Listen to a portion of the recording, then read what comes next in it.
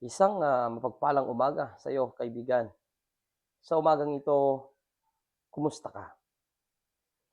Ito po muli ang inyong pong lingkod, Pastor Glenn Bautista, sa isa na naman pong usapan patungkol po sa atin pong pananampalataya sa Diyos. Mga kapatid, sa magdamag po nating pagtulog, nakita po ba natin ang kadakilaan ng Diyos? Nakita po ba natin ang pag-ibig ng Diyos? Nagkaroon po ba tayo ng rason para sa buong maghapong ito ay makagawa muli ng mga paglilingkod, pagtulong, at pagpapagamit sa ating Diyos?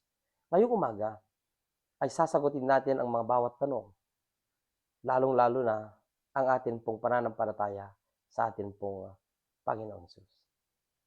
Sa umagang ito, gusto ko pong gamitin ang isang teksto na makikita natin sa John chapter 3 verse 16.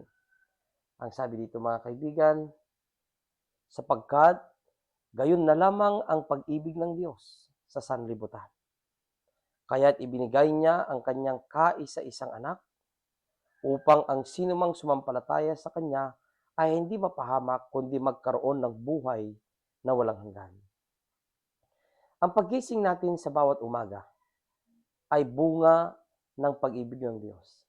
Ang pagkakaroon natin ng mga pagkakataon, mga oportunidad para makapaglingkod sa tao, makapaglingkod sa Diyos, at magpagamit bilang paraan ng pagbibigay ng Diyos ng mga pagpapala ay isang malaking pagkakataon sa bawat isa sa atin. Alam niyo, mga minamahal na mga kaibigan, ang tekstong ito ay nagbibigay sa atin ng napakaraming rason para magpatuloy sa atin pong buhay espiritual. Kaya nga't sa umagang ito po ay isang napakalaking tanong. Kumusta po ang atin pong paglilingkod, mga minamahal na mga kaibigan? Sa buwang ito ay atin pong naranasan ang iba't ibang bagyo na kung saan napakarami po nating hinaing, napakarami po nating mga katanungan sa Diyos. Bakit hinahayaan ng Panginoon na dumating ang mga bagyo at sunod-sunod pa? Alam niyo, mga minamahal na mga kaibigan, meron po akong refleksyon na nakita itong nagdaang mga bagyo. Alam niyo po ba, sa aking kaisipan, naisip ko na marahil ang mga bagyong dumating sa ating buhay ay isang paalala mula sa ating Panginoon na kung saan kailangan na po nating magbalik sa paglilingkod, magtapat sa atin pong paglilingkod. Mga minamahal na mga kaibigan, ano po ba yung mga aral na makukuha natin sa mga bagyong nagdaan sa ating buhay? Literal at ang mga bagyong hindi po literal. Maraming pong pagsubok ang dumarating sa buhay natin. Kaya nga po, ito po isang paalala mula sa teksto natin sa umagang ito, na gayon na lamang ang pag-ibig ng Diyos. Na kahit anong klaseng buhay meron tayo, mga minamahal na mga kaibigan, ang Diyos ay mas pinili niyang ibigay ang kanyang anak para po sa atin pong kaligtasan. Ang sakripisyong ginawa ng kanyang anak, mga minamahal na mga kaibigan, ay napakalaki. At ito ay para sa bawat isa sa atin. Ito ay para ipakita na ang Diyos ay laging nandyan. Kaya nga't kaibigan, ano pa ang iyong rason para hindi magtapat sa Diyos? Ano pa ang iyong rason para gamitin ang mga oras mo sa mundong ito sa mga makabundong bagay? Ano pa ang rason para hindi mo gamitin ang mga oras mo sa mundong ito para sa iyong paglilingkod sa Diyos? Kaibigan, pag-isipan mong mabuti.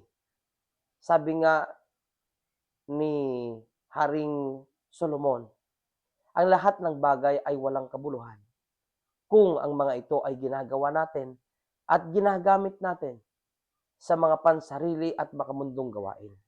Kahit mag-isip tayo, mga kaibigan, ang buhay natin ay hindi po natin hawak, hindi po natin yan kontrol. Sabi nga po ni Santiago sa kanyang libro, na ang buhay natin ay para lamang isang mist, kung sa English pa, na ito ay nandyan ngayon, mamaya wala na. Kaya nga't atin pong pakagamiting mabuti ang atin pong mga buhay.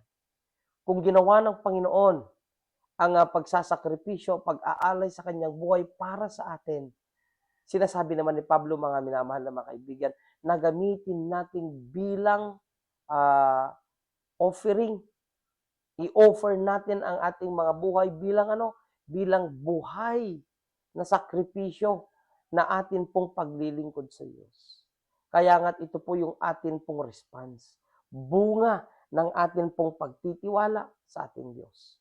Mga minamahal na mga kaibigan, sa mga oras na ito, akin po kayong inaanyayahan para po sa isang panalangin.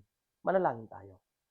Mapagpala ka, O Diyos, at sa umagang ito, maraming salamat dahil binigyan mo kami ng pagkakataon para isipin at pagnilay-nilayan ang patutunguhan at direksyon ng amin pong buhay. Maraming salamat, O Diyos, dahil ikaw ay laging nandyan, nagpapaalala at nagbibigay ng kasiglahan sa lahat ng amin pong ginagawa. Maraming salamat, O Diyos, sa iyong anak na si Jesucristo na siyang nagbigay sa amin ng muling pagkakataon para maglingkod at maipadama ang amin pong pag-ibig sa iyo sa amin pong paglilingkod sa bawat tao. Maraming salamat, O Diyos, dahil ikaw ay laging nandyan. Ito po ang aming samot dalangin sa mga pangyariang pangalan ng aming pong tagapagligtas na si Kristo. Amen. Muli po mga kaibigan, ito po ang inyo pong lingkod, Pastor Glenn Bautista, na nagpapaalala ng tatlong bagay. Una, kailangan po natin ng personal na pananalangin. Huwag po natin kakalimutan yan. Aside doon sa mga corporate na panalangin natin na ginagawa natin sa ating mga grupo, sa iglesia, magkaroon din po tayo ng mga personal at private prayers natin. Pangalawa, personal Bible study. Huwag din po natin kakalimutan. Kung gaano po ka-importante yung una, ito importante din po ito. Na ang atin pong pag-aaral ng mga salita ng Panginoon ay hindi lamang po sa mga grupo, hindi lamang po sa atin pong mga programa sa iglesia, kundi lalong-lalo na sa sa atin pong mga personal na mga buhay. At ang pangatlo, napaalala natin mga kapatid, kung ano po yung atin pong nababasa, na pag-aaralan, atin po itong sundin, gawin, isabuhay, at ibahagi sa ating kapwa-tao. Na sa ganitong pagkakataon, ako'y naniniwala na ito ang kasiyahan at ang kagustuhan ng ating Panginoon. Muli po mga kaibigan, mag-ingat po tayo at samahan tayo ng Panginoon sa buong maghapon ito.